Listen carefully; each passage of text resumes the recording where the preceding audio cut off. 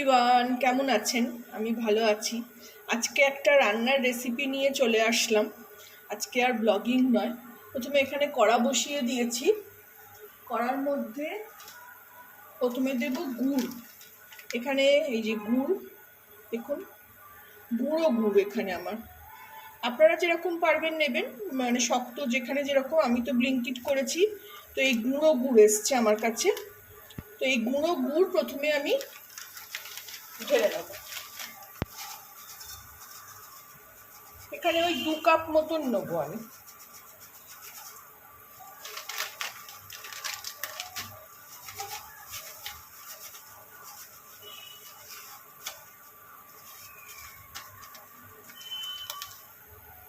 এখানে করছি আমি আজকে ছোলার চিক্কি। দেখুন ছোলাটা, ওই গোটা ছোলা, এই ছিলকা আমি ছাড়িয়েছি বসে বসে 1-1.5 ঘন্টা ধরে। এই যে ছিলকাটা আর ছোলাটাও দেখাচ্ছি আপনাদেরকে। এদিকে গুড়টা গলছে, আঁচটা কমিয়ে দিই, হয়তো পুড়ে যাবে। গুড়ের খুব ভালো গন্ধ ছাড়ছে। এই দেখুন ছোলা ছাড়িয়ে রেখেছি। এখানে প্রায় 250 ছোলা আছে। এই যে একটা দুটো ছোলা ছাড়েনি, এই যে এরকম রয়েছে খোলা অবধি। তো এইগুলো ছাড়ানো যাচ্ছে না, এগুলো একদম গায়ে লেগে আছে। হ্যাঁ, ছেড়ে গেল, এটা ছেড়ে গেল। এরকম কয়েকটা আছে যে ছাড়ানো যাচ্ছিল না। তো প্রথমে এখানে গুড়টাকে আগে আমি গলিয়ে নেব, গরম করে নেব।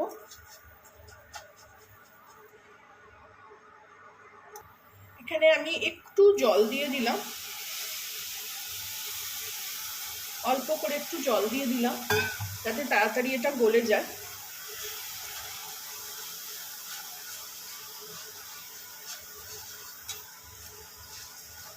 এবার এতে আমি একটু ঘি দেব। এখানে মোটামুটি 1 চামচ মতন আমি ঘি দেব। ঘি, গুড় এগুলো সবই শরীরের জন্য ভীষণ ভালো। আর একটু দিয়ে, অনেকটা পোর্শন আছে। 250, মোটামুটি 250 চানা এনেছিলাম ছোলা, সেটা ছাড়িয়ে মোটামুটি 200 গ্রাম মতন হয়েছে। দেখুন জল দেওয়ার সঙ্গে সঙ্গে এটা গলে গেল, এতক্ষণ ধরে গলছিল না। এটাকে ভালো করে নাড়িয়ে নিতে হবে যাতে ঢেলা না পাকিয়ে যায়। এইবার এতে আমি, দুধটা গলে গেছে, ঘিটাও মিলিয়ে নিলাম। এইবার এতে আমি ছোলাগুলো দিয়ে দেবো।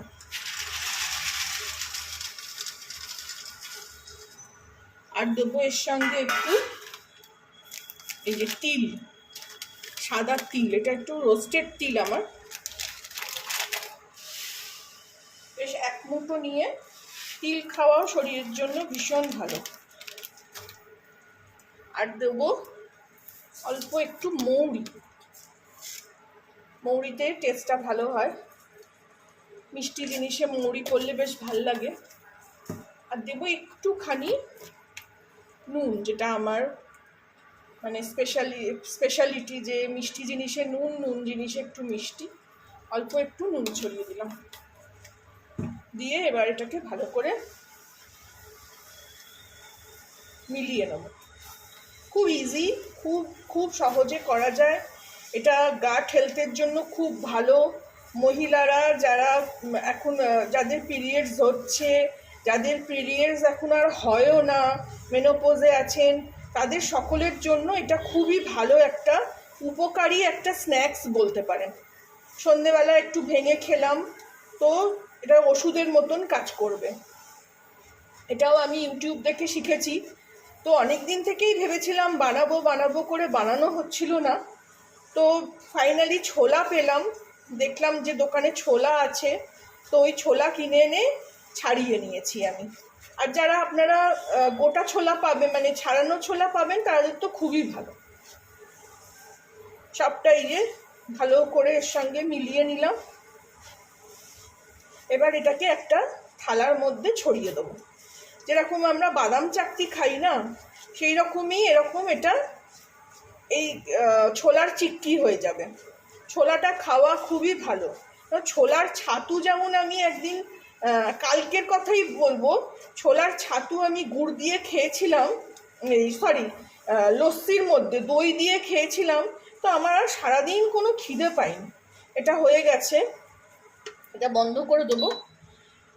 এদিকে আমি একটা থালা নিয়ে নিয়েছি, এইরকম থালাটা আমি একটু ঘি নিয়ে নিয়েছি, তো ঘিটা এরকম আমি সারা থালায় ছড়িয়ে দেবো।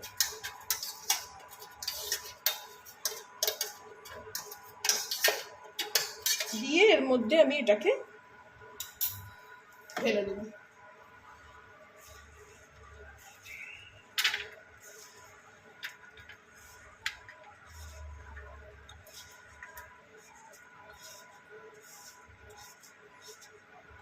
আপনারা কোয়ান্টিটি অনুযায়ী করবেন, আমি 250 ছোলার করলাম বলে সেই অনুযায়ী সমস্ত কিছু দিলাম। এটাকে এবারে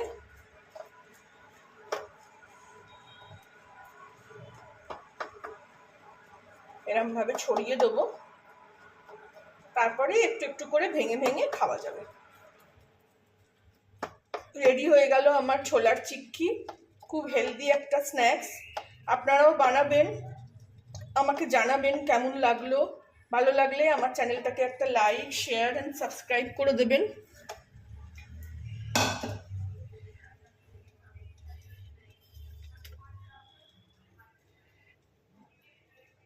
থ্যাংক ইউ ফর ওয়াচিং।